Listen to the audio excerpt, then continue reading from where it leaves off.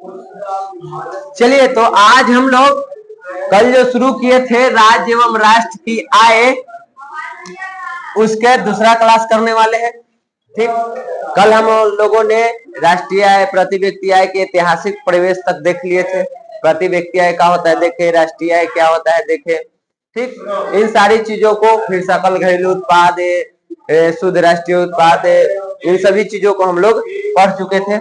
आगे हम लोग आज जो पढ़ने वाले हैं उस टॉपिक का नाम है राष्ट्रीय आय की गणना। कि राष्ट्रीय आय की गणना कैसे करते हैं, यानी उसको निकालते कैसे हैं। तो मुख्य रूप से यहाँ पे तीन चीज है। एक है हम जो उत्पादन कर रहे हैं उसके माध्यम से निकाल सकते हैं कि कितना मेरे देश में उत्पादन हुआ है, तो उस आधार पे हम राष्ट्रीय आय निकाल लेंगे। ठीक, दूसरा हम क्या कर सकते हैं, आय के माध्यम से लोगों को कितना इनकम हुआ, उस इनकम के माध्यम से हम राष्ट्रीय आय की गणना कर लेंगे। ठीक, और तीसरा है यहाँ पे खर्च, हम कितना खर्च किए हैं, हमारे देश के लोग कितना खर्च कर रहे हैं, उस खर्च के आधार पे भी हम राष्ट्रीय आय की गणना कर सकते हैं। ठीक, तो इतना यह प्रक्रिया है जिसके माध्यम से हम क्या करेंगे, राष्ट्रीय आय की गणना करेंगे। इसके अलावा और भी होते हैं, लेकिन मुख्य रूप से सबसे बेहतर जो माना जाता है वो इसको और इसको। इस वाले में थोड़ा सा गड़बड़ है, व्यय वाला में हम जितना कमाते हैं उतना खर्च नहीं करते हैं, कुछ बचा कर करते हैं। तो ऐसे में हो सकता है इसमें दिक्कत हो, लेकिन अगर मेरा इनकम ही पता हो, अपन देश के प्रत्येक व्यक्ति का इनकम ही पता हो, तब आय, राष्ट्रीय आय निकालने में कोई दिक्कत नहीं होगी। अगर हमने के देश के कुल उत्पादन ही पता हो कि कितना उत्पादन हुआ है, तो उसके आधार पे भी हम निकालेंगे, उसमें कोई दिक्कत नहीं होगी। लेकिन इस वाले में थोड़ा सा होता है, आगे हम लोग उसको देखेंगे। अब यहाँ पे देखो उत्पादन के बारे में क्या है, यह एक चक्र के जैसा काम करता है।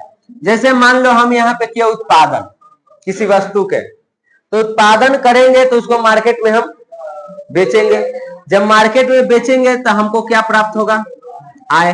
ठीक, अब आय होगा तो सीधी सी बात है, कोई भी वस्तु हम उत्पादन करके बेचेंगे तो अपना मुनाफा देखकर ही बेचेंगे।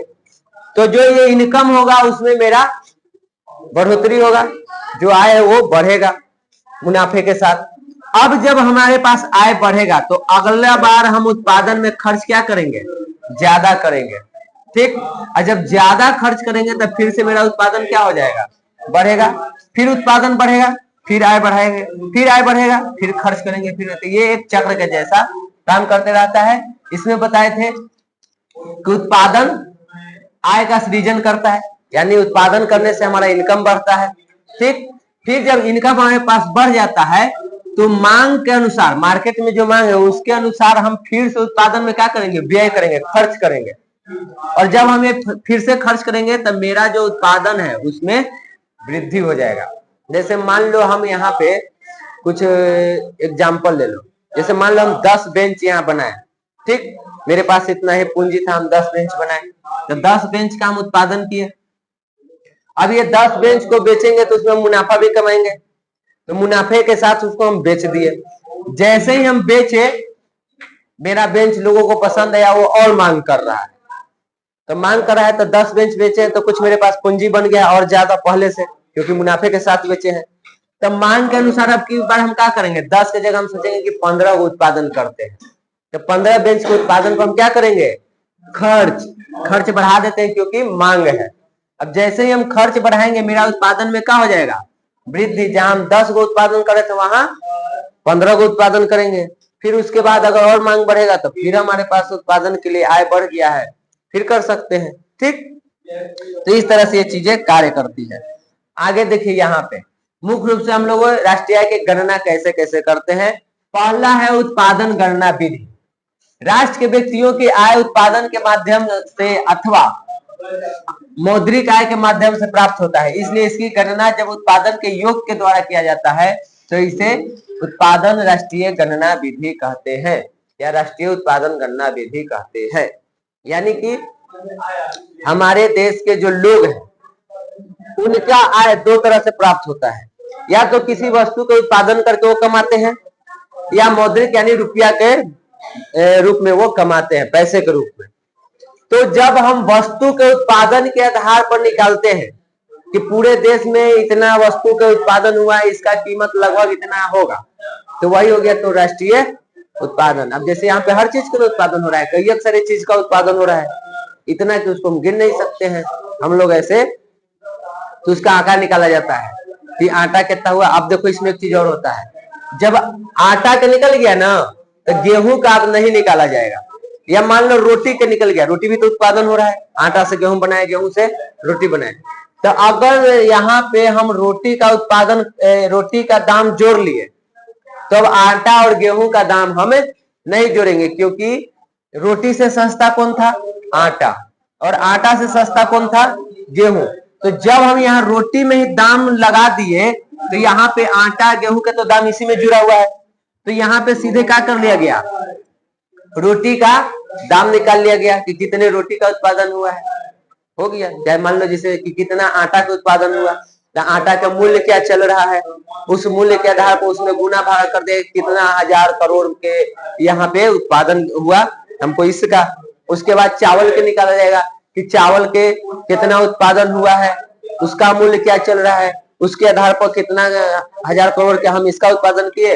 ऐसे करके सभी वस्तुओं के उत्पादन के आधार पर जब गणना किया जाता है कि इतना हजार करोड़ के उत्पादन हम किए हैं, तो इतना हजार करोड़ के जब हम उत्पादन कर लिए तो वो ही ना बेचेंगे, फिर उसी से ना पैसा आएगा, तो वो एक तरह से तो पैसे है, ठीक, कि इससे हमको इतना इनकम होने वाला है। तो इस तरह से जब हम उत्पादन का निकालते हैं, गणना करते हैं, तो इसी को कहते हैं राष्ट्रीय उत्पादन गणना विधि।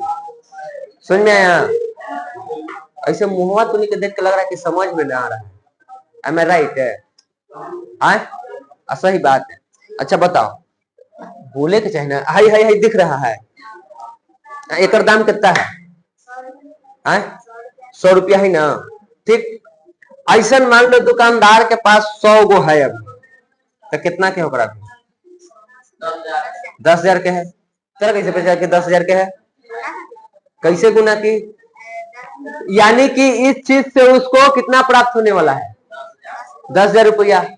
तो अगर हमको उसका आय पता करना कि इसको कितना इनकम है, तो इसके आधार पर ना निकाल सकते हैं? तो बेचेगा तो एक दिन तो इससे 10,000 आने वाला है, ये भी तो उसका आय का एक रूप हो गया, ठीक। ये बोर्ड वाला है, ये बोर्ड वाला, और उसके पास 10 गो ऐसा बोर्ड है, 1,000 में मिलता है, तो उसके पास कितना है? 1,000 में को मिलता है, 10 गो है, ठीक। 100 गो है तो कितना हो जाएगा? 1,000 में को मिलता है तो 1,00,000 रुपया हो गया। तो यही ना उसका आय है। अभी उसके पास पैसा नहीं है, लेकिन हम उसका पैसा निकाल दे कैसे? जो वस्तु के उत्पादन क्या है उसके आधार पर कि इतना वस्तु उसके पास है, यानी इसको इतना का इनकम होने वाला है। हुआ नहीं लेकिन होने वाला है। उसी प्रकार देश में निकाला जाता है। देश में अब अलग अलग चीज का उत्पादन हो रहा है। उन सभी उत्पादन में जितना भी उत्पादन हुआ, चाहे चावल के ले लो, गेहूं के ले लो, टीवी के ले लो, गाड़ी के ले लो, इसे फ्रिज कूलर जो भी लेना है, सभी चीज का क्या हो रहा है? उत्पादन।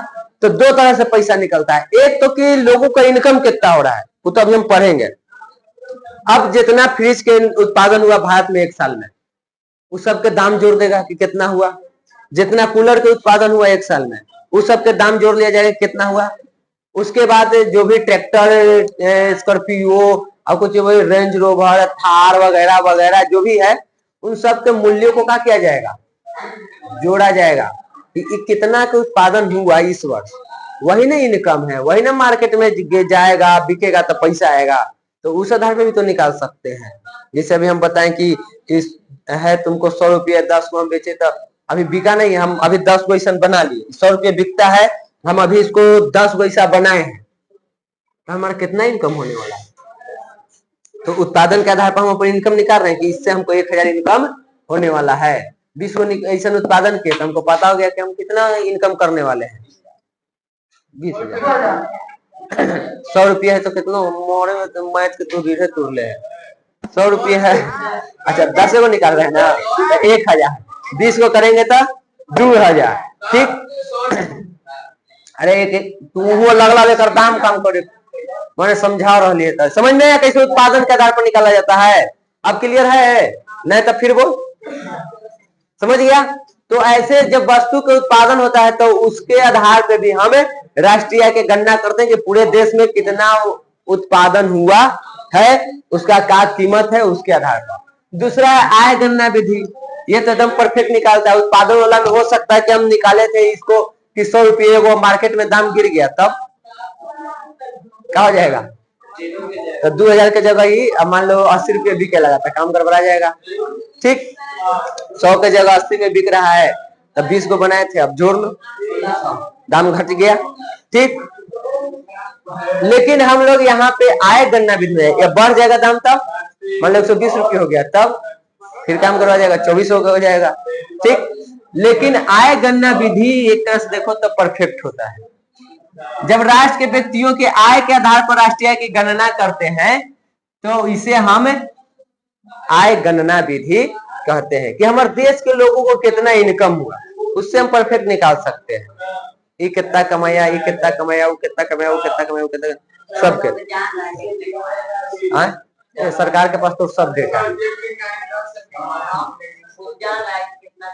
हाँ जी, अब पूछो कैसे, बताओ, तो बचत होगा तो तू कहाँ रखेगा, रुक पहले, कितना घर रखेगा, सुनो अब कैसे पता चलता है, एक एक करके। मान लो हमको बचत हुआ तो हम बैंक में रखे, सब एक एक करके डाउट क्लियर कर रहे हैं, तू बचना हमारा से। बैंक में रखेगा, बैंक के डेटा किसके पास है, ठीक, मान लीजिए कहा कि नहीं हम बैंक में ना रखेंगे, सरकार जान जाएगा, हम चलते हैं सोना चांदी खरीद के रख लेते हैं। सोना चांदी कहाँ से उत्पादन होकर उसका रिपोर्ट पूरा किसके पास है उत्पादन का, तू कहा कि ना ना हम पैसे अपना भी रख लेंगे, ठीक बात है, इस बार पैसा कितना छपा था, इसका डेटा किसके पास है, कहे ना खर्चा कर दे, अरे तो खर्च करेगा तो कोई सामान खरीदेगा ना, तो सामान के पूरा डेटा किसके पास है, आप कहीं से भी जाइएगा आपका डेटा सरकार के पास है। आप जॉब कर रहे हैं तो कौन कंपनी, प्राइवेट में करे तो कौन कंपनी कितना के व्यापार किया है, कि डेटा किसके पास रहेगा, ठीक, तो सब कुछ सरकार के पास डेटा है, उस डेटा से निकाला जाता है। बाकी सब निकालना इकोनॉमिक्स के हाई लेवल की चीज है, यहाँ अभी पल्ले न पड़ेगा कैसे कैसे निकलता है। अगर ज्यादा समझना है तो पहले इंटर में पढ़ो, फिर इसको इकोनॉमिक्स लेके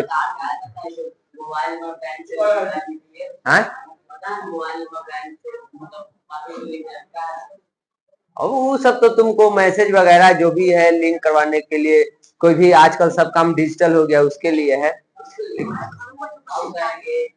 ना। वो तो मतलब जब मोबाइल नहीं था लिंक तब राष्ट्रीय नहीं निकलता था, माने 1949 में राष्ट्रीय निकले तो मोबाइल लिंक है, दादा भाई ने रोजी मोबाइल लगा के राष्ट्रीय निकाले थे प्रति व्यक्ति आय। अब प्रति व्यक्ति आय निकालने के लिए आपको क्या करना है, पहले राष्ट्रीय पता होना चाहिए, तब ना जनसंख्या से भाग देंगे तो प्रति व्यक्ति आय लगेगा निकलेगा, तो वो मोबाइल से निकाले थे, ऐसा थोड़े है, वो अलग चीज है। इस समझ में आ गया, हमने के देश के अंदर जो लोग के इनकम हो रहा है कमा रहे हैं उसके आधार पर जब निकाला जाता है जिसको आय गणना विधि कहते हैं। अब हम इनकम करते हैं तो उसको हम लोग अपना उपभोग में खर्च भी करते हैं ना जी। अभी हमारी इनकम 10,000 है तो उसी के अनुसार खर्च करेंगे, और वही 1 लाख में चल जाए तब खर्च हमारा बढ़ जाएगा। तो जो भी हम इनकम करते हैं उस इनकम के अनुसार हम खर्च करते हैं।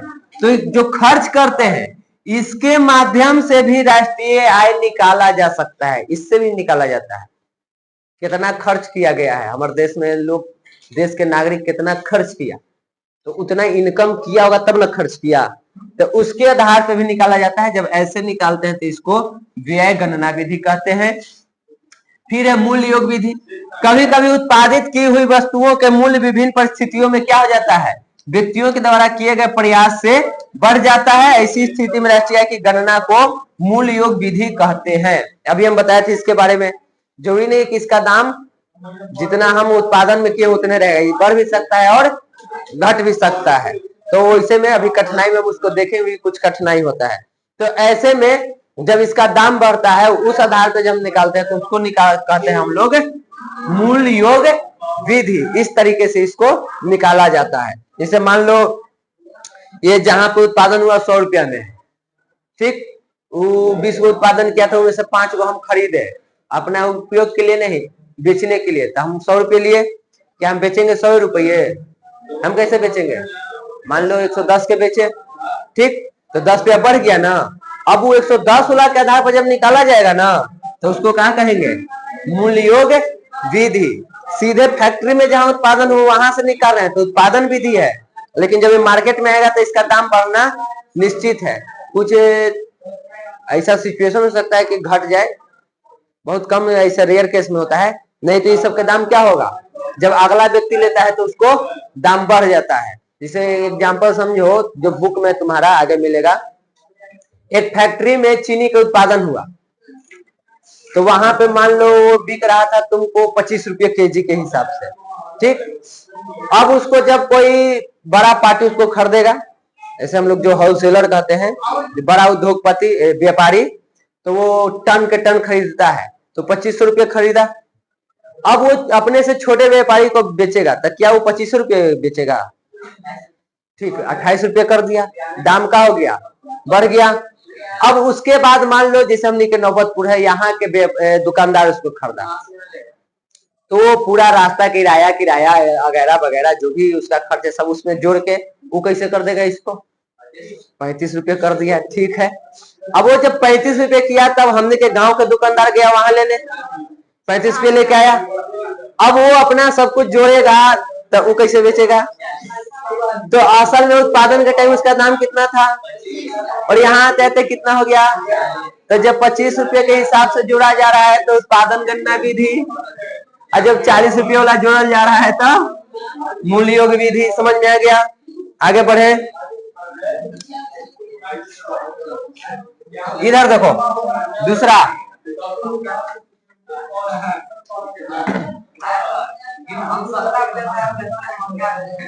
इधर देखो व्यवसायिक गणना विधि। व्यवसायिक आधार पर की गई राष्ट्रीय गणना विधि को व्यवसायिक गणना विधि कहते हैं। अब इन सभी में, अब देखो एक चीज जो हमको बताना था, अंततः लास्ट हम वो भूलिए गए, याद कैले कैले कैले लिख रहे थे ताकि इसको नोट में लिखना है, वो हम भूल गए, ठीक। अभी तुम लोग याद दिया देना। इन सभी में राष्ट्रीय की गणना किया जाता है, 5 तरीका पढ़ लिए, लेकिन आर्थिक दृष्टिकोण से देखो तो अर्थशास्त्र में उत्पादन गणना विधि और आय गणना विधि सबसे बेहतर माना जाता है। अभी नहीं बता रहे, हमने के जो इनकम हो रहा है, हम भी कमा रहे, यो कमा रहे, यो कमा रहे, ये परफेक्ट होता है, एकदम सही निकलेगा। उत्पादन वाला भी सही निकलता है, बाकी वाला में अब व्यय वाला है, तो व्यय वाला में मान लो 1 लाख कमा रहे थे, 1 लाख खर्चा कर दिए, कुछ बचाए खर्च करेंगे तो मैं करा में कुछ दिक्कत हो सकती है, ठीक। मूल्य योग विधि जो पढ़ा अभी हम बताए, उसमें क्या होगा? जरूरी नहीं कि 40 रुपये जाएगा, हो सकता है बाजार में उत्पादन ज्यादा हो गया, लोगों का मांग कम हो गया तो दाम भी घट जाता है, सस्ता हो गया, ठीक। तो उस समय कुछ दिक्कतें आती है, निकाल सकते हैं लेकिन कुछ दिक्कत है।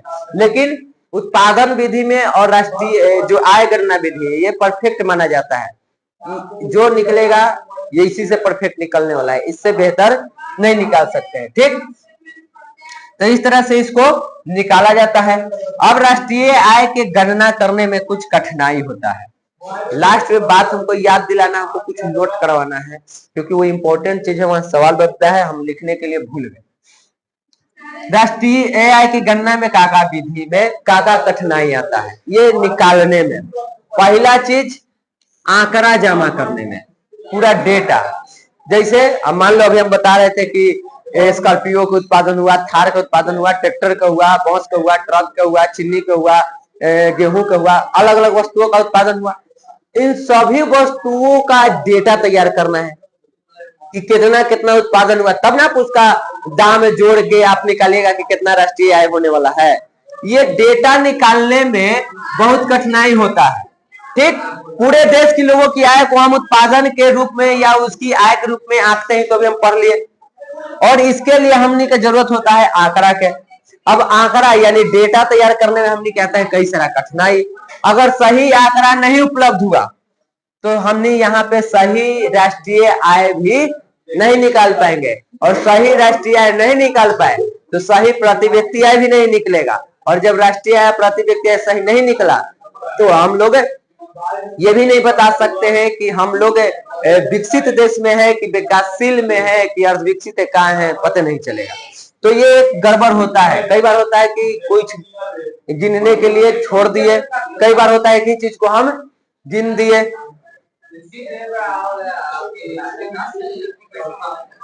विकसित देश विकासशील देश में बस इतने समझ जाओ ना शॉर्ट में, तुम अगर तो इनकम इतना है कि तू अपने आवश्यकता से ज्यादा इनकम कर रहा है, जो तो मूलभूत आवश्यकता है उसकी पूर्ति भी कर ले रहा है, बाकी की आवश्यकताएं भी पूर्ति कर रहा है, फिर भी तुम्हारे पास बचत है, तो विकसित है।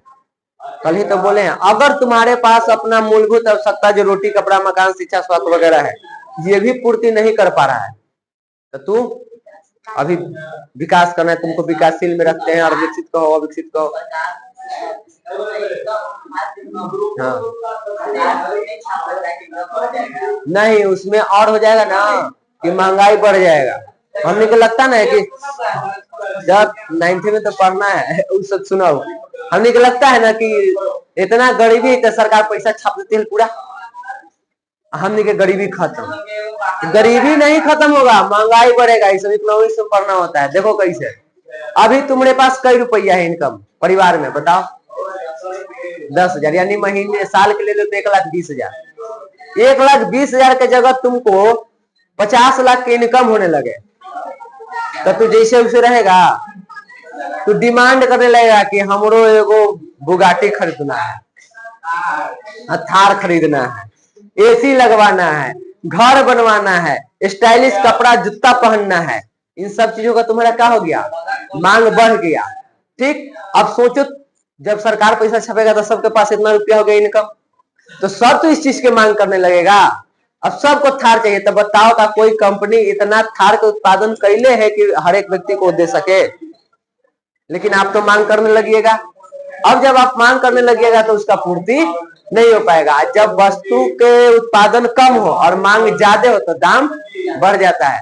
रक्षाबंधन में जाता है बाजार, मान लो पूरे नवतपुर में मिठाई खत्म हो गया, एक व्यक्ति के पास मिठाई है, अब 5 किलो का भी मिठाई है, बताओ उसका क्या होगा? दाम बढ़ेगा। क्यों बढ़ गया? उस दिन उस वस्तु का मांग है, मांगने वाले ज्यादा हैं और उत्पादन कम हुआ है तो दाम बढ़ जाएगा। इसीलिए पैसा को लिमिट में छापा जाता है। सावन बाद मुर्गा के दाम बढ़ जाएंगे, सावन में न बढ़े। क्यों नहीं बढ़ता है? डिमांडे नहीं है, तो डिमांड नहीं है तो दाम गिरेगा।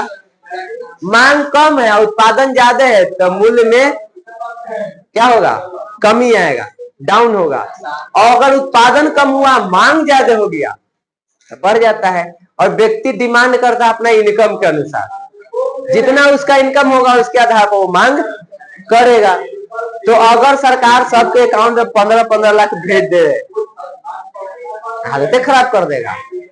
अब इकोनॉमिक्स पढ़ा ना था, बात में फंस गया कि सीधे 15, खाली अपना को सोचा कि सीधे 15 लाख है, अगर सबके 15 लाख देगा तो हालत खराब हो जाएगी।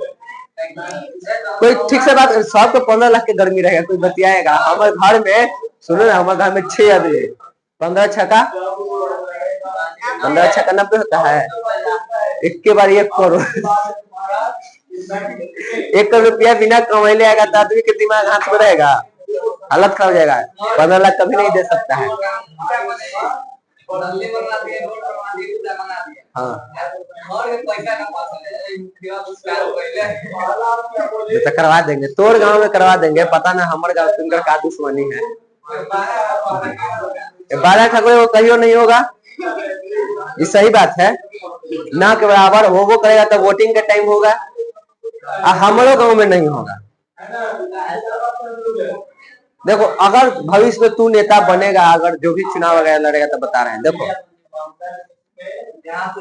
वो काम है प्रतिद्वंदी वाला, तो काम है भाई सब अपन अपन अनुसार चुनेगा।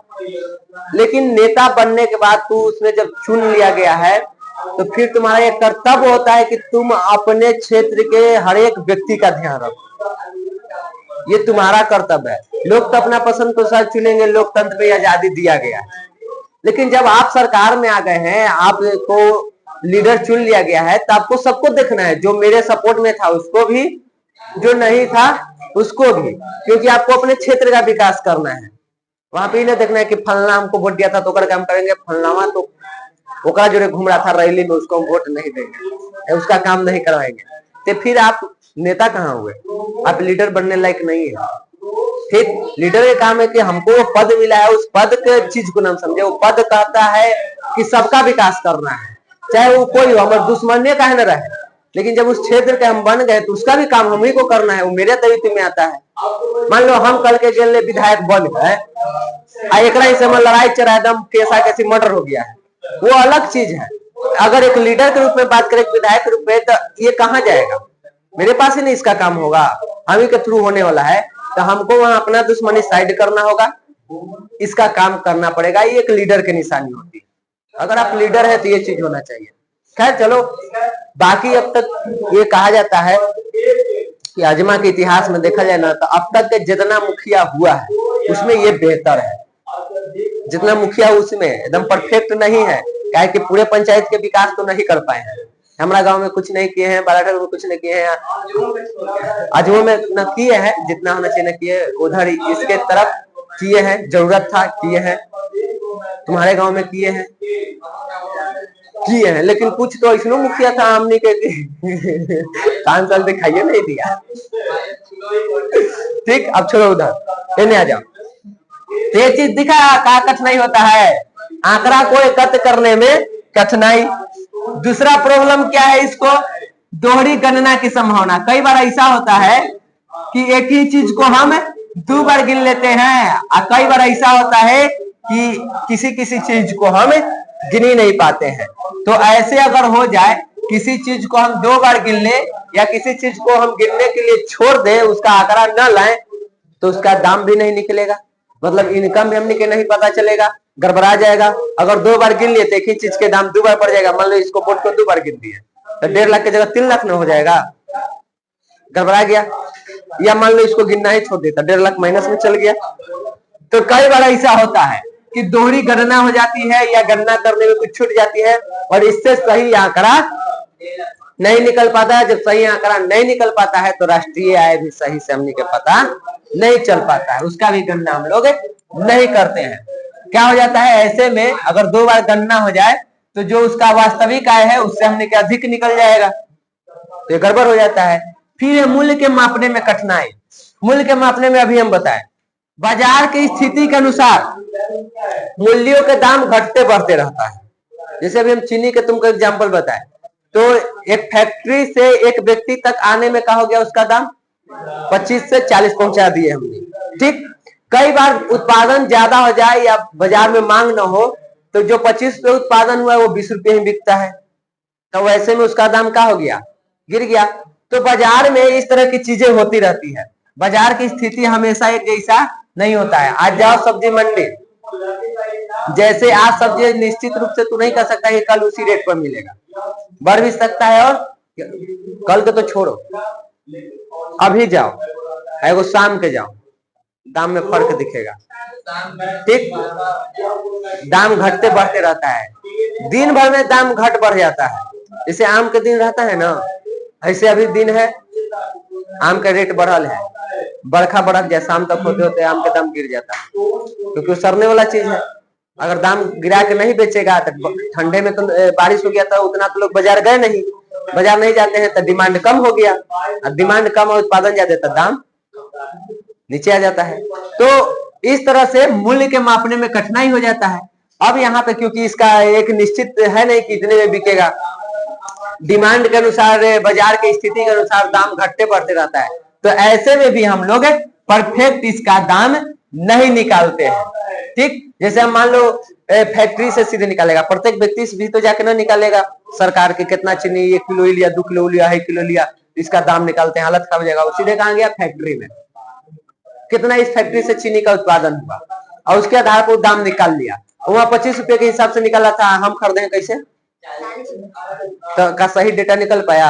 ये 40 रुपए क्यों हुआ, जो व्यक्ति, जो व्यापारी चीनी को खरीदा, तो खरीदने के बाद आने जाने का खर्च, उसके बाद इसको विक्रय करने के लिए जो विज्ञापन वगैरह करवाता है, प्रचार करवाता है, उस पे खर्च, बाकी यहाँ पे अपना नौकर चाकर जो खटवा रहा है उसका खर्च, फिर अपना मुनाफा, इन सबको कहाँ जोड़ देगा, उसी में। तो जोड़ेगा तो दाम बढ़ जाता है। सरकार जो था 25 रुपये बिक रहा है 40 रुपये, तो क्या सही आय निकला? तो ये सब कुछ कठिनाई है। 3 कठिनाई हो गया। आगे देखो, यही 3 को कठिनाई तुमको मुख्य रूप से याद रखना है। अगर पूछ दिया जाए कि राष्ट्रीय आय की गणना में होने वाली कठिनाइयों को लिखे, तो यही 3 को तुमको लिखना होगा। ऐसे भी पूछ सकता है कि राष्ट्रीय आय की गणना में होने वाले 2 कठिनाई लिखे, तो खाली 2 को लिख देना, डेफिनेशन उसका नहीं लिखना है, वो शॉर्ट में आएगा।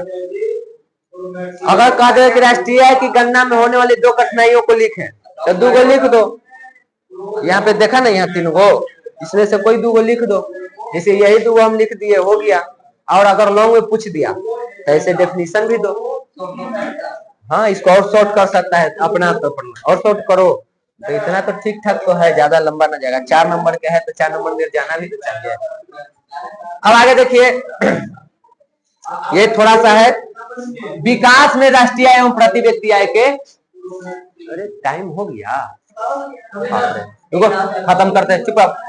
अब खाली कहानी पढ़ना है कि विकास में राष्ट्रीय प्रति व्यक्ति आय का क्या योगदान होता है। देखो, किसी भी राष्ट्र की संपन्नता अथवा विपन्नता वहां के लोगों के प्रति व्यक्ति आय राष्ट्रीय आय के माध्यम से जाना जाता है। कल भी पढ़े कि हमारा देश विकसित है और विकसित है, संपन्न है, विपन्न है, कैसे पता चलेगा? हमने के इनकम से। अब वो राष्ट्रीय आय में समझो या प्रति व्यक्ति आय, दोनों अगर राष्ट्रीय आय पता है तो प्रति व्यक्ति आय निकाल लेंगे, प्रति व्यक्ति आय पता है तो राष्ट्रीय आय निकाल लेंगे। प्रति व्यक्ति आय है तो जनसंख्या से गुना कर दो, वो राष्ट्रीय आय निकल गया। अब अगर राष्ट्रीय आय है तो जनसंख्या से भागा दे दो, प्रति व्यक्ति आय निकल गया। तो ऐसे करके हम लोग निकालते हैं, उससे जानते हैं राष्ट्र के विकास के लिए जो भी प्रयास किए जाते हैं वह उसे राष्ट्र की सीमा क्षेत्र के अंदर रहने वाले लोगों की उत्पादकता अथवा उनकी आय को बढ़ाने के माध्यम से की जाती है। यहाँ पे सरकार देखो, आज के टाइम पर अलग अलग देश के लोग, मतलब सरकार अपने देश के विकास के लिए अलग अलग योजनाएं ला रही है। जितना भी योजना वो आता है, वो क्यों आता है? हमारे इनकम को बढ़ाने के लिए। जो भी सरकार योजना लाती है, क्यों लाती है? ताकि हमारा इनकम बढ़े। जब इनकम बढ़ेगा तो हमारा जीवन बेहतर होगा। जब हमारा इनकम बढ़ेगा तो हमारा राष्ट्रीय आय भी बढ़ेगा। जब हमारा राष्ट्रीय आय बढ़ेगा तभी हम जाके एक संपन्न देश बनेंगे। तो प्रत्येक देश ये काम करता है, दुनिया के हर देश योजनाएं बना रही है कैसे हम अपने देश के लोगों के आय में वृद्धि करें, उसके लिए। ठीक, इन सब का एक ही काम होता है कि कैसे अधिक से अधिक आय प्राप्त करे हमारे देश के जनता। आगे देखो, इसी तरह शिक्षा की बात करें या विज्ञान या प्रौद्योगिकी के क्षेत्र में हम लोग जो पूंजी लगा रहे हैं, पूंजी क्यों लगा रहे हैं? ताकि हमारा रोजगार बढ़े। ठीक, रोजगार बढ़ेगा तो क्या होगा? रोजगार बढ़ने से क्या होगा? हमारा इनकम बढ़ेगा, और हमारा इनकम बढ़ेगा तो हमारा जीवन स्तर बेहतर होगा। तो जो भी हम लोग शिक्षा, विज्ञान, टेक्नोलॉजी के क्षेत्र में जो भी पूंजी लगा रहे हैं, उसका मुख्य रूप क्या है कि बेहतर शिक्षा रहेगा, बेहतर हमको साइंस के नॉलेज रहेगा, बेहतर हमको टेक्नोलॉजी के नॉलेज रहेगा, तो हम रोजगार को बढ़ा सकते हैं। जब रोजगार बढ़ेगा तो आय बढ़ेगा, और जब आय बढ़ेगा तो हमने के राष्ट्रीय आय बढ़ेगा, हमने के जीवन स्तर में सुधार होगा। आर्थिक विकास करने के लिए मुख्य रूप से उत्पाद तथा आय में वृद्धि की जाती है। अगर आपको आर्थिक विकास करना है तो इसमें वृद्धि करना हो, उत्पादन में वृद्धि कीजिए, आय में वृद्धि कीजिए, तब जाकर के आपका आर्थिक विकास होगा। इसी पे ये डिपेंड होता है। वस्तुओं का अधिक उत्पादन तथा व्यक्तियों की आय अधिकतम होने पर ही राष्ट्र में उच्चतम आर्थिक विकास होता है। जिस देश के जनता के नागरिक का प्रति व्यक्ति आय ऊंचा होगा, उस देश का राष्ट्रीय आय भी ऊंचा होगा। जिस देश के जनसंख्या का प्रति व्यक्ति आय कम होगा, उस देश का राष्ट्रीय आय भी कम होगा। तो पूरे का किस चीज पर डिपेंड करता है? आपके आय पर। ठीक, तो यहाँ पे हम कह सकते हैं कि राष्ट्रीय आय और प्रति व्यक्ति आय ही राष्ट्र के आर्थिक विकास का सही मापदंड है। अगर हमने के राष्ट्र के विकास को मापना है तो 2 ही चीज है, एक राष्ट्रीय आय से जानकारी निकाल सकता है, एक प्रति व्यक्ति आय। दोनों तक दूसरे से जुड़ा हुआ है, यानी इन्हीं दोनों में से कोई है जो परफेक्ट बताता है। ठीक, तो ये सही मापदंड है। बिना उत्पादन को बढ़ाए हम लोगों के आय में वृद्धि नहीं कर सकते। जब तक उत्पादन नहीं बढ़ेगा, आय भी नहीं बढ़ेगा। समझ में यही चीज है। जब तक हम मान लो ये है, इसका उत्पादन हम नहीं बढ़ाएंगे, तब तक मेरा इनकम भी नहीं बढ़ेगा। हर साल हम 10 वो बना रहे हैं तो हम हर साल 1000 इनकम होगा, तब गड़बड़ा जाएगा, तब गड़बड़ हो जाएगा। मान लो हम उत्पादन कर दिया, मांग भी नहीं किया तो और नुकसान में चल जाएंगे। नहीं तो मुख्य रूप से देखा जाए तो क्या होता है, हम लोग उत्पादन क्या सोच के करते हैं कि मांग नहीं होगा, हम यही नहीं सोचते कितना उत्पादन करेंगे तो अगला साल हमारा आय इतना हो जाएगा। ठीक, अब होता है ना होता है वो फिर बाजार पर डिपेंड करता है। तो ऐसे देखा जाए तो बिना उत्पादन के बाद हम लोगों के आय में वृद्धि नहीं कर सकते हैं। आय में वृद्धि करना है तो उत्पादन में वृद्धि तो करना ही पड़ेगा। ठीक, और अगर हम लोग आय में वृद्धि नहीं हुआ तो हमारा आर्थिक विकास भी नहीं हो पाएगा। तो उत्पादन से आय में वृद्धि होगा, और जब आय में वृद्धि होगा तो हमारा आर्थिक विकास होगा। स्पीड में स्लो है, तो आज खत्म करना है कि कल लेकर ऑब्जेक्टिव करेंगे कि इस सप्ताह हम बोल दिए थे इंग्लिश ना पढ़ेंगे, इसको निपटाते हैं। अगर एक दिन ना हो रहा था तो ना करते, अब एक दिन की क्लास पहले है तो इसको निपटाइए देते हैं पूरा। राष्ट्रीय आय एवं प्रति व्यक्ति आय में परिवर्तन होने से इसका प्रभाव लोगों के जीवन पर भी पड़ता है। अगर राष्ट्रीय आय की जगह तुम प्रति व्यक्ति या प्रति व्यक्ति कोई एगो के भी समझ सकता है। अगर हमने के देश के प्रति व्यक्ति आय बढ़ा है तो हमारे देश के लोगों का जीवन स्तर ऊंचा होगा। अगर हमने के देश के प्रति व्यक्ति आय घटा है तो हमारे देश के लोगों का जीवन स्तर नीचे होगा। आप प्रति व्यक्ति आय कैसे निकालते हैं? राष्ट्रीय आय से। तो ये कहो कि अगर हमारे देश का राष्ट्रीय आय बढ़ा है तो हमारे देश के लोगों का जीवन स्तर ऊंचा होगा। अगर राष्ट्रीय आय कम हुआ है तो देश के लोगों की जो जीवन स्तर है वो नीचा हो जाएगा। तो ये पूरी तरह से किस पे डिपेंड करता है? राष्ट्रीय आय और प्रति व्यक्ति आय पर। राष्ट्रीय आय वास्तव में देश के अंदर पूरे वर्ष में उत्पादित शुद्ध उत्पत्ति जो भी उत्पादन होता है उसको कहते हैं। कल तो हम लोग इसको पढ़ भी किए हैं, राष्ट्रीय आय किसको हम लोग कहते हैं। एक वर्ष में एक देश के अंदर जो भी वस्तु और सेवा का उत्पादन होता है उसी के मूल्य को हम लोग क्या कहते हैं। तो ये पीछे हम लोग पढ़े हुए हैं। लेकिन उत्पत्ति में वृद्धि तभी होगी जब उत्पादन में अधिक श्रमिकों को लगाया जाएगा। अब देखो हमने सब जाना है कि उत्पादन बढ़ेगा तब आय में वृद्धि होगा। अब उत्पादन बढ़ाने के लिए हमको लोगों की आवश्यकता होगी। हमको अभी 10 को ये बनाना है तो अकेले बना लेंगे, ठीक। लेकिन यहीं पे 1000 बनाना होगा तो हम संभव है अकेले बनाना। तो हमको क्या चाहिए? श्रमिक चाहिए, यानी लोग चाहिए, मजदूर चाहिए काम करने के लिए, ठीक। तो जैसे जैसे उत्पादन में वृद्धि होता है वैसे वैसे यहाँ पे बेरोजगार लोगों को रोजगार भी मिलने लगेगा। अगर हमारे उत्पादन में वृद्धि हुआ तो एक चीज और हो रहा है, हम लोगों को ला रहे हैं।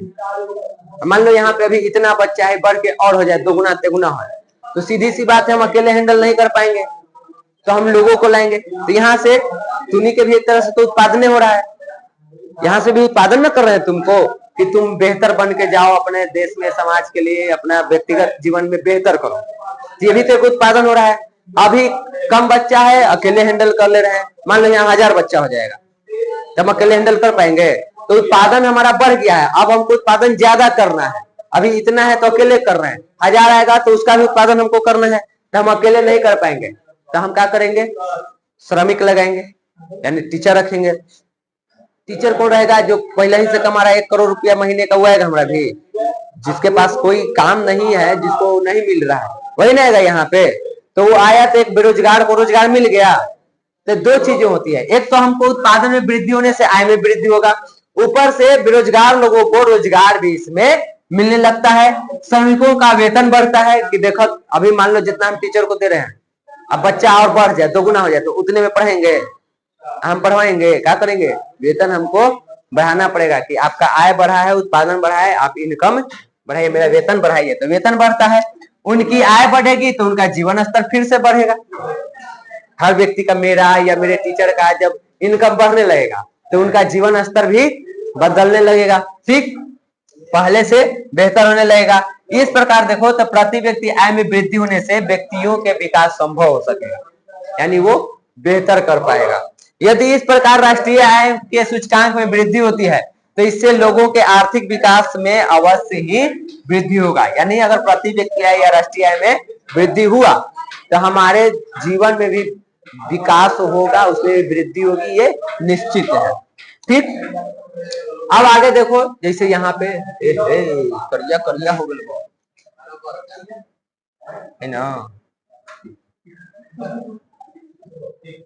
लाल कर दिया, अब ठीक है। अब देखो यहाँ पे, जैसे यहाँ पे देखो विकास की क्रिया कैसे होता है पूरा। कैसे पूरा होगा?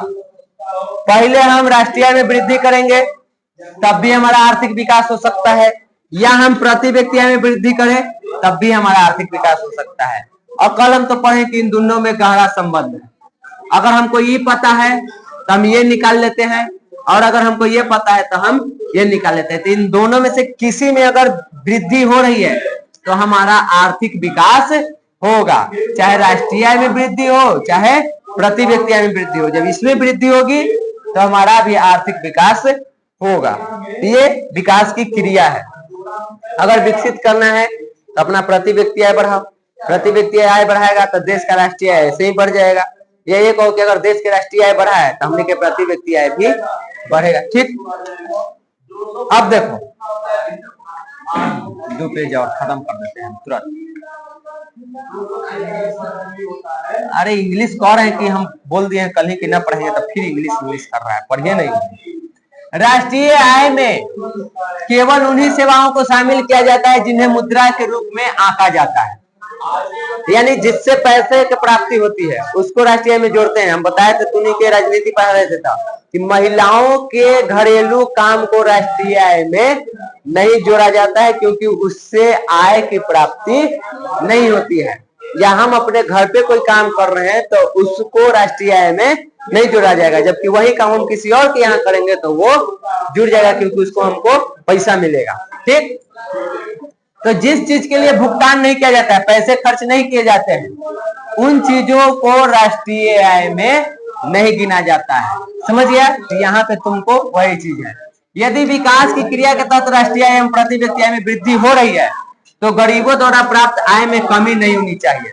विकास में एक और प्रॉब्लम आता है, राष्ट्रीय आय बढ़ रहा है और राष्ट्रीय आय बढ़ा है तो सीधी सी बात है कि प्रति व्यक्ति आय भी बढ़ेगा। अब प्रति व्यक्ति आय हम बताएं कि क्या चीज है? औसत आय है, एवरेज है। ठीक, तो अगर राष्ट्रीय आय बढ़ रहा है तो लोगों की भी आय बढ़ना चाहिए, यानी देश के प्रत्येक नागरिक का आय बढ़ना चाहिए। लेकिन कई बार ऐसा होता है कि राष्ट्रीय आय तो बढ़ गया, लोगों की आय नहीं बढ़ी। अब प्रति व्यक्ति औसत है तो उसमें तो आ ही जाएगा कि प्रति व्यक्ति इतना आ रहा है। जैसे मान लो यहाँ पे हमने इतना लोग हैं, ठीक, मान लो इधर से ले लेते 5 गो लड़की है। ठीक, अभी यहाँ पे 50,000 रुपया इनकम हुआ, ये देश है 5 गो लोग हैं, 50,000 इनकम हुआ तो प्रति व्यक्ति आय कितना आएगा? 10,000 आ गया। ठीक, अब मान लो 50,000 अकेले यही कमाया तो प्रति व्यक्ति आय में तो सब भी आ गया कि सब 10,000 कमा रहा है। असल में यही कमा गया पूरा 50,000, ये लोग रह गया गरीब के गरीब। तो अगर राष्ट्रीय आय प्रति व्यक्ति आय में वृद्धि हो रहा है तो गरीबों के भी आय में वृद्धि होना चाहिए। अगर उसमें कमी हुई है तब तो देश विकास कभी भी नहीं कर सकता है। आपका राष्ट्रीय आय हाई लेवल का हो सकता है, प्रति व्यक्ति आय हाई लेवल का हो सकता है, लेकिन देश विकसित नहीं हो सकता है, कभी नहीं, क्योंकि प्रति व्यक्ति आय एवरेज है, वो औसत निकालते हैं, वो परफेक्ट नहीं है। हाँ, वो हमनी में जोड़ल है, ओकर 1000 करोड़ हमनी में जोड़ल है, हमने भी है, उसको राष्ट्रीय आय प्रति व्यक्ति आय दोनों में जोड़ते हैं। तो वही यहाँ बता रहा है कि अगर राष्ट्रीय आय प्रति व्यक्ति आय में वृद्धि हो रहा है तो गरीब जो आय प्राप्त करते हैं में कमी नहीं होना चाहिए, उसमें भी वृद्धि होना चाहिए, क्योंकि अति बढ़ी हुई आय का सब हिस्सा अमीरों के पास चला जाएगा।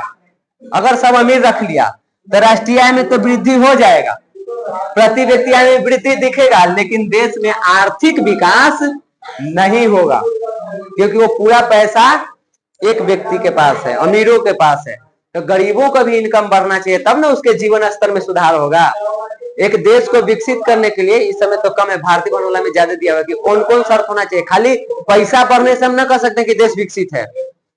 आपके यहाँ शिक्षा कैसा है, आपके यहाँ स्वास्थ्य कैसा है, आपके यहाँ परिवहन कैसा है, आपके लोगों का जीवन स्तर कैसा है, बहुत सारे चीजों को देखा जाता है। आपके यहाँ पर्यावरण कैसा है, खाली ही ना कि प्रति व्यक्ति आय बढ़ गया तो हम विकसित हैं, सिर्फ उससे आप विकसित नहीं है। जैसे है ना कि मान लो हम खाली पढ़ने लिखने आ गया तो हम बेहतर हैं, आप बोलने का तमीज नहीं है कि अपना से बड़ा से कैसे बात करते हैं, गालिए से बात कर रहे हैं। आप पढ़ा लिखल खूब अंग्रेजी में बतिया होला तो हम कभी भी कोई हमको कहेगा कि बेहतर है, पढ़ा लिखा इंसान है।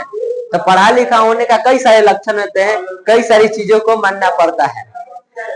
क्या करे तो ऐसे ऐसे कर रहा है?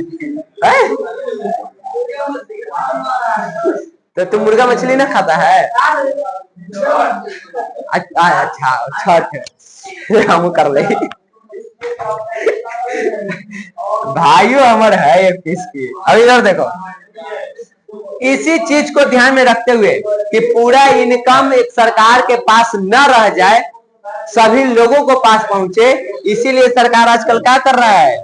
समावेशी विकास। अब बताएं तुमको समावेशी विकास पिछले चैप्टर में भी और भूगोल में भी, कि विकास की वह प्रक्रिया जिसमें समाज के प्रत्येक लोगों को आगे बढ़ाने का प्रयास किया जाए, तो उसको क्या कहते हैं?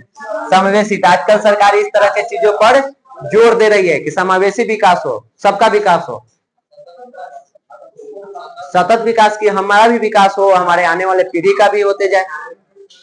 तो मोदी चाचा तो मोदी जी तो इस पे बोले क्या आदत है, क्या करे, मोदी जी इस पे नारा भी देते हैं, सबका साथ सबका विकास, यानी समावेशी विकास। ठीक, चाहे कुछ गलती उलती हो जाए तो माफ कर दियो, आदत है, क्या करे। ऐसे उनको कुछ खराब करे बोले चाचे तो कहे हैं।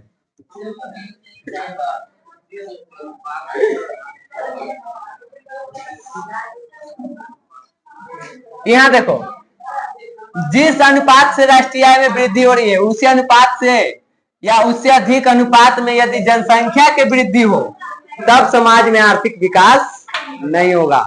अगर समाज में आर्थिक विकास करना है तो राष्ट्रीय आय में तो वृद्धि हो, लेकिन जनसंख्या में वृद्धि नहीं होनी चाहिए। आय की वृद्धि ज्यादा हो, जनसंख्या वृद्धि कम हो, तब होगा। ये ना कि जनसंख्या की वृद्धि यहाँ अब कह ले ना 50,000, तब बांटे लगले यहाँ 20 को भर गए, तो कहाँ से वृद्धि होती है? हाँ, वैसे तो हाई लेवल पर है। हमनी तो लगे थे जैसे कि कोई से बाजी लगे कि नंबर 1 पर जनसंख्या में हमनी, तो चीन के तो छोड़ दिया। ठीक, अब क्या करा कि हमारे गांव में कोई मरते ना है, जबेली पूरी खाए का मन है। अब देखो 2 मिनट और, समाज का आर्थिक विकास नहीं बढ़ सकता, यानी कि अगर राष्ट्रीय आय वृद्धि हुआ उससे ज्यादा तेजी से अगर जनसंख्या वृद्धि हो रहा है, तब आर्थिक विकास नहीं होगा। आर्थिक विकास होने के लिए जनसंख्या में वृद्धि कम और आय में वृद्धि ज्यादा होना चाहिए। फिर भी इन परिस्थितियों के बावजूद यदि राष्ट्रीय आय में वृद्धि होती है तो लोगों के आर्थिक विकास में साधारण तौर पर वृद्धि देखी जा सकती है। समय एवं आय में परिवर्तन के साथ गरीबों की रुचि एवं स्वभाव भी यहाँ पे परिष्कृत होता है। अपनी बढ़ी हुई आय का वे सदुपयोग करते हैं, इस प्रकार उनके आर्थिक विकास में वृद्धि होती है। अतः हम पूरे चैप्टर के निष्कर्ष में यही कह सकते हैं कि हम कुछ परिस्थितियों को छोड़ दें, राष्ट्रीय आय एवं प्रति व्यक्ति आय में वृद्धि होती है तो समाज के विकास में भी वृद्धि होगी, ऐसा हम कह सकते हैं। 2-4 कुछ ऐसी चीज है जिसको छोड़ देता हूँ। तो ऐसा माना जाता है कि अगर राष्ट्रीय आय प्रति व्यक्ति आय में वृद्धि हो रहा है तो देश के समाज का विकास होगा। कुछ ऐसे कादू चीज हैं जो ऊपर हम लोग पढ़े कि सब अमीरे भी न रह जाए, ठीक, जनसंख्या तेजी से न बढ़े। अगर इन सब शर्तों को हटा दे तो समाज का विकास हो सकता है, ठीक। और अगर प्रति व्यक्ति राष्ट्रीय आय में कमी होगा तो समाज के आर्थिक विकास में भी कमी होगा। एक चीज जो तू लोग के रह गया जो हम नहीं लिखे वो इधर है, ला तो किताब में लिखना का है। आप लोग यहाँ पे इस चीज को याद रखिए, बॉक्स में यहाँ पे लिखा हुआ ना है, राष्ट्रीय आय राष्ट्र के आर्थिक स्थिति के आकलन का सर्वाधिक विश्वसनीय मापदंड है। यही था ना? हाँ हो, रुको ना, यही वाला था। इस बात को आप लोग याद रखिएगा। ए लड़का, पेज नंबर 39 में जो बॉक्स में दिया हुआ उस बात को याद रखना, ठीक। राष्ट्रीय आय राष्ट्र के आर्थिक स्थिति के आकलन का सबसे विश्वसनीय यानी सबसे बेहतरीन मापदंड माना जाता है। हाँ, ठीक है। आज के लिए आप लोग को इतना ही था।